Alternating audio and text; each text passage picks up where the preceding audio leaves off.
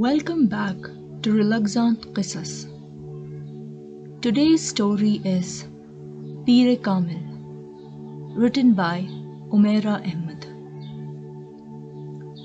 Kamil, meaning the perfect mentor, has been written for you, for that moment in your life when you need to decide between light and darkness.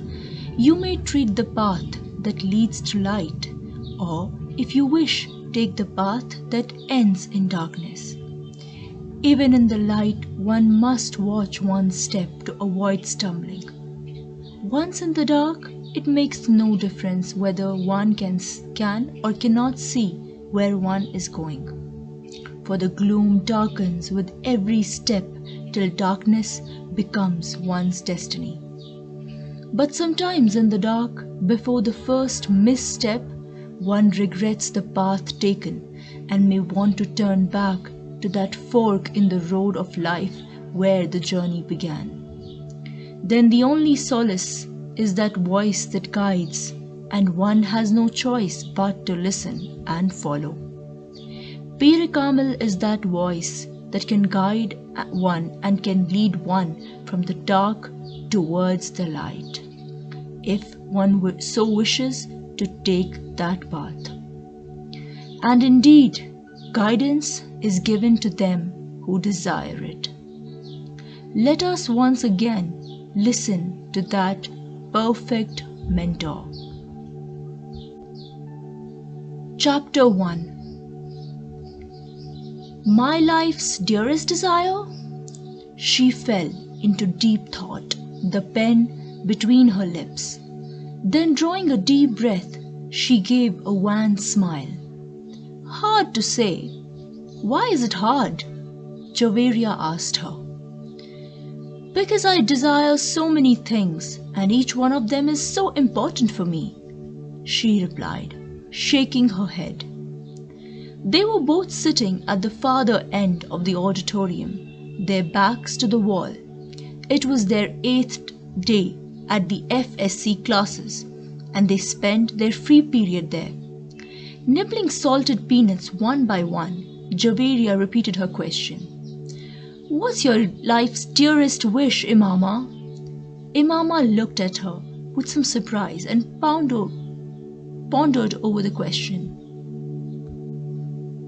Then parrying the question with a demand, she said, You tell me first what you desire most. I asked you first, so you should reply first, retorted Javeria. Very well, let me think. Imaama conceded defeat. My life's dearest desire, she mumbled to herself. Well, one wish is to live long, very long, she said. Why? Laughed Javeria. 50 or 60 years are too short for me. One should live to be at least 100. And then there is so much I wish to do. Should I die early, all my wishes would remain unfulfilled. She popped a peanut into her mouth. What else? Said Javeria.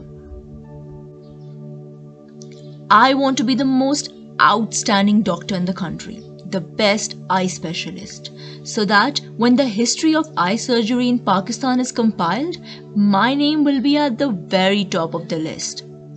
She looked up with a smile. And what if you cannot become a doctor? After all, that depends both on merit and luck, Javeria stated. That is out of the question. I am working so hard to make it to the merit list. Besides, my parents can afford to send me abroad if I don't get into a medical college here. But still, what if you cannot be a doctor? That's impossible. It's my life's dearest desire. I can sacrifice everything for it. This has been my lifelong dream. And how can one just ignore or forget one's dreams? Impossible. Imaama shook her head decisively as she picked another peanut off her palm and nibbled on it. Nothing is impossible in life. Anything can happen at any time. Suppose your wish does not come true. How would you react? Imaama fell into thought again. To begin with, I'll weep a lot, a great deal, for many days. And then I'll die. Javeria burst out laughing.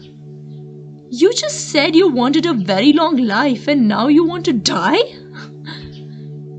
Obviously, what's the point of living then? All my plans are built around my career in medicine, and if that is not to be a part of my life, then what remains?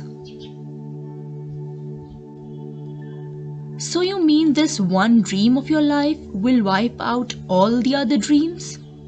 Yes, think of it that way. Your most important desire is to be a doctor, not to live long. You could say so. Very well. So if you can't become a doctor, then how would you choose to die? Would you choose suicide or a natural death? A natural death, of course. I can't kill myself. Imaama replied casually. And if you do not die naturally, then what? I mean, if you do not die soon, despite not being a doctor, you would go on living. No, I know that I'll die very soon if I can't be a doctor. I will be so heartbroken that I will not survive, she replied decisively. It is difficult to believe that a cheerful person like you can be so despairing as to cry yourself to death. And that too just because you were unable to pursue a medical career. Sounds funny, mocked Javeria. Stop talking about me. Tell me about yourself. What is your heart's greatest desire? Imaama changed the subject. Let it go. Why let it go? Come on, tell me. You will be offended if I say it. Javeria spoke hesitatingly. Imaama turned around in surprise to look at her. Why would I be offended? Javeria was quiet. What is it that I will mind? Imaama repeated her question. You will... Javeria murmured. Why should your life's greatest wish so affect my life that I would get upset? Imaama was quite irritated. Is it your wish that I not become a doctor? Imaama seemed to suddenly remember. Oh no, laughed Javeria. There is more to life than being a doctor, she stated philosophically. Stop talking in riddles and answer me, Imaama said firmly. I promise I will not mind anything you say. She held out her hand in a gesture of peace. Regardless of your promise, you're going to be very angry when you hear what I have to say. Let's talk of something else, Javeria replied. All right, let me guess. Your decision is linked to something of great value to me, right? Queried Imaama after a thoughtful pause. Javeria nodded her head. The question is, what is so important to me that I should... She stopped in mid-sentence. But unless I know the nature of your wish, I cannot come to a conclusion. Javeria, tell me, please. The suspense is too much for me, she pleaded. Javeria was lost in thought. Imaama studied her face. Javeria looked up at her after a while. Other than my career, there's only one thing I value most in my life. Imaama addressed her. And if you want to say something in that context, then say so. I won't mind. Imaama was serious. Javeria was taken aback. Imaama was looking at the ring on her hand. A smile crossed Javeria's face. My life's dearest wish is that you... Javeria revealed her thoughts.